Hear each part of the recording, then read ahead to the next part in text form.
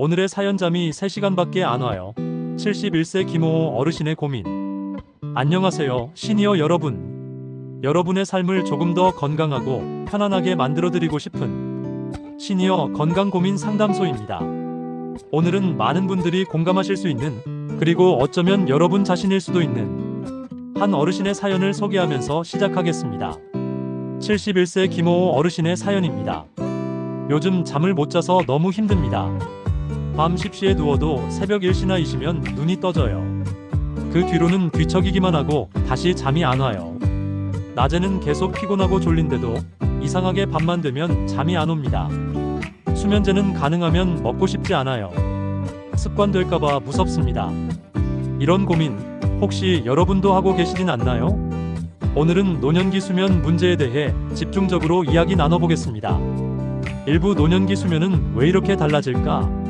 먼저, 나이가 들면 왜 잠이 짧아지는 걸까요? 우리는 나이가 들면서 몸 안의 생리적인 리듬이 달라집니다. 대표적으로 멜라토닌이라는 수면 호르몬의 분비가 줄어들고 깊은 잠을 유지하는 시간도 짧아집니다. 쉽게 말하면 젊었을 땐 깊고 긴 잠을 잘 수 있었는데 노년기에는 얕고 자주 깨는 잠으로 바뀌는 거죠. 또한 수면의 주기 사이클 자체도 짧아져서 34시간만 자고 나면 충분히 잔 것 같다는 착각이 들 수 있습니다. 하지만 실제론 몸이 회복되지 않은 상태인 경우가 많죠. 그리고 중요한 건 수면 시간이 짧아지는 것은 자연스러운 노화지만 자주 깨거나 깊이 잠들지 못하는 것은 건강 문제로 발전할 수 있다는 점입니다. 이후 어떤 원인들이 잠을 방해할까? 김호호 어르신처럼 새벽에 깨어 다시 잠들지 못하는 분들의 경우 생활 속 원인을 몇 가지 점검해 보는 게 중요합니다. 1. 활동량 부족. 하루에 몸을 적게 움직이면 에너지를 덜 써서 밤에 쉽게 잠이 오지 않습니다. 특히 겨울철엔 외출도 줄고 움직임이 줄어드는 만큼 수면의 질도 나빠질 수 있죠. 2. 낮잠 시간. 낮잠을 너무 오래 자거나 오후 늦게 자면 밤잠에 영향을 줍니다.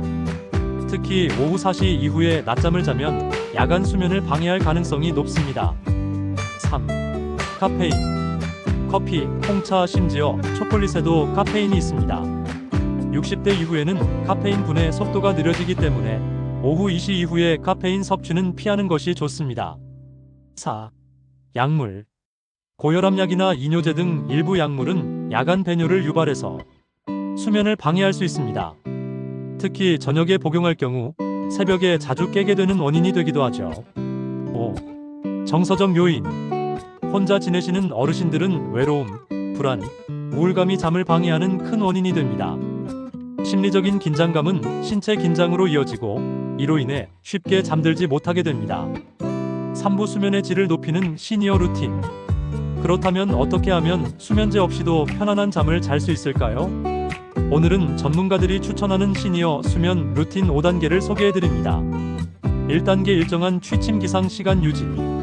매일 같은 시간에 자고 같은 시간에 일어나는 습관을 유지하세요. 주말에도 패턴을 지키는 것이 중요합니다. 2단계 저녁 루틴 만들기. 자기 전 1시간 동안은 몸과 마음을 이완시키는 활동을 하세요. 예를 들어 산책 30분, 조용한 음악 듣기, 미지근한 족욕 등이 좋습니다. 3단계 빛과 온도 조절. 자기 전에는 조명을 간접 조명으로 낮추고 침실 온도는 1820도 정도로 유지하는 것이 이상적입니다.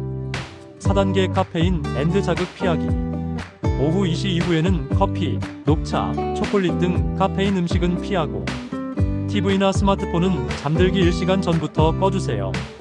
특히 스마트폰의 블루라이트는 멜라토닌 생성을 방해합니다. 5단계 침대에서 다른 활동은 금지. 침대는 오직 자는 곳이라는 뇌의 인식을 만들어야 합니다. 침대에서 TV 보거나 핸드폰 보는 습관은 버리시는 것이 좋습니다. 4부 실제로 따라할 수 있는 수면 유도 호흡법. 여러분 혹시 호흡만으로 잠이 오는 법이 있다는 걸 아시나요? 오늘은 4-7-8 호흡법이라는 아주 간단하고 효과적인 방법을 알려드릴게요. 1. 코로 4초 동안 천천히 숨을 들이마십니다. 2. 숨을 멈추고 7초간 유지합니다. 3. 입으로 천천히 8초간 숨을 내쉽니다. 이 호흡법을 34회 반복하면 뇌에 산소가 공급되고 심장 박동이 느려지면서 몸 전체가 이완되는 효과가 있습니다. 실제로 불면증 치료 클리닉에서도 권장하는 방법입니다. 오후 이런 증상이 있다면 병원 진료가 필요합니다. 수면 문제는 단순히 잠이 부족한 문제만은 아닙니다. 다음과 같은 증상이 있다면 꼭 병원을 방문해 보세요. 잠드는데 1시간 이상 걸리는 경우, 일주일에 3일 이상 불면 증상이 지속될 때, 낮에도 피곤하고 집중력이 떨어지는 경우, 자다가 숨이 막히는 느낌을 자주 경험할 때, 기분이 가라앉고 우울감이 수면에 영향을 줄 때, 이런 경우는 단순한 불면이 아니라 수면 무호흡증, 우울성 불면증, 갱년기성 수면장애일 가능성도 있기 때문에 전문 진료를 통해 원인을 정확히 파악하셔야 합니다.